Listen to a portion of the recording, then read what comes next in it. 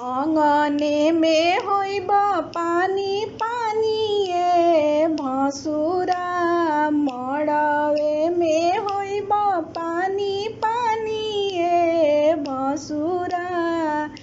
यदि तुम हरवा ले अइबना, यदि तुम चैनवा ले अइबना, पिटइबा हंटर से बड़ी मार। यदि तुम चैनवा ले अइबना, पिटइबा हंटर से बड़ी मार। यदि तुम हरवा ले अइबना।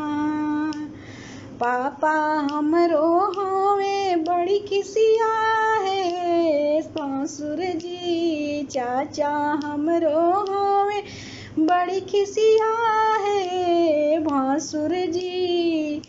कि बतिया ना पतियइबना, कि बतिया ना पतियइबना, कि तहरा के मरिहे बड़ी मारे रोत घरे जइबना।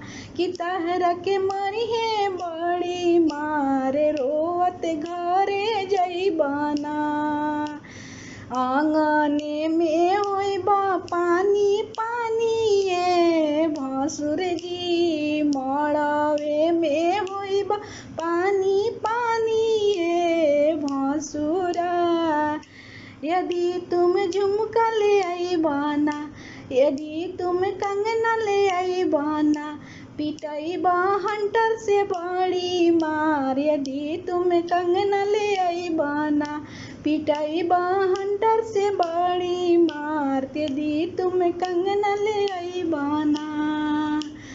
आंगने में होइबा पानी पानी ये भसुर जी, आंगने में होइबा पानी पानी ये भसुर जी।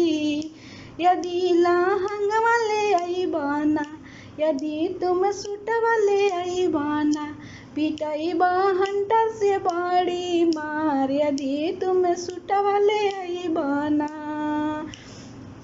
चा हमरो हवे बड़ी खिसिया है भसुर जी, फूफा हमरो हवे बड़ी खिसिया है भसुर जी। मामा हमरो हवे बड़ी खिसिया है भसुर जी। मौसा हमरो हवे बड़ी खिसिया है भसुर जी। कि बतिया ना पतियइबना, कि बतिया ना पतियइबना, कि मरिहे चुतर पर बड़ी मारे रोत घरे जइबना। कि मरिहे चुतर पर बड़ी मारे रोत घरे जइबना।